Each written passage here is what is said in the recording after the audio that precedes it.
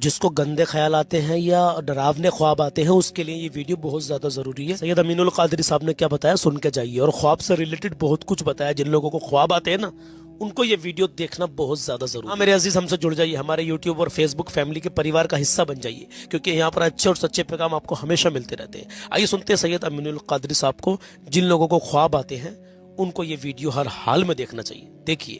جن کو ڈراؤنے خواب نظر آئے اس کا علاج یہ ہے کہ وہ خواب کی بڑی اہمیت ہے۔ اب سنیں، اہمیت اتنی ہے کہ اللہ کے نبی صلی اللہ علیہ وآلہ وسلم کا روزانہ کا معمول یہ تھا کہ فجر کی نماز پڑھا کر اللہ کے رسول صلی اللہ علیہ وآلہ وسلم صحابہ کی طرف منہ کر کے بیٹھ جاتے تھے اور فرماتے تھے بتاؤ تم میں سے کس نے خواب دیکھا ہے تاکہ اس کی تعبیر بیان کی جائے۔ یہ معمول تھا۔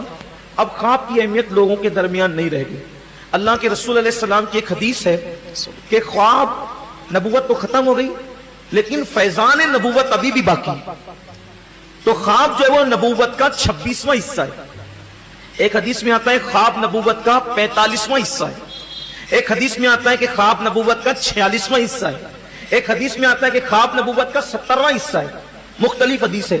اب اس کی توضیح یہ کی گئی ہے کہ جو بندہ بہت نیک ہے تو اس کا خواب فیضان نبوت سے اتنا قریب ہے، یعنی جو جتنا نیک اور متقی ہوگا، جیسے جو بہت نیک اور متقی ہے تو اس کا خواب گویا کہ نبوت کا 26واں حصہ ہے، اور اس سے کوئی کم نیک ہے تو 45واں، اور اس سے اور کوئی کم ہے تو 46واں، اس سے اور کوئی کم ہے تو 70واں۔ اس طرح سے تفصیل ہے۔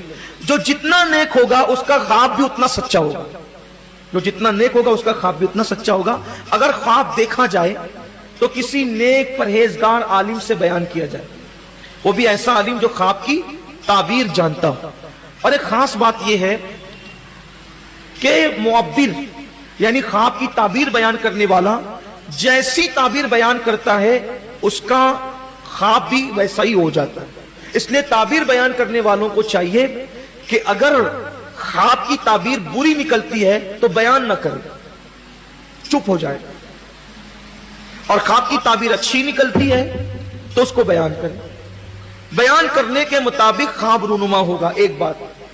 دوسری بات یہ ہے کہ خواب ہر کسی کو نہ بیان کیا جائے، مجمع عام میں خواب بیان نہیں کیا جانا چاہیے، ہر ایک کو خواب بیان نہیں کیا جانا چاہیے۔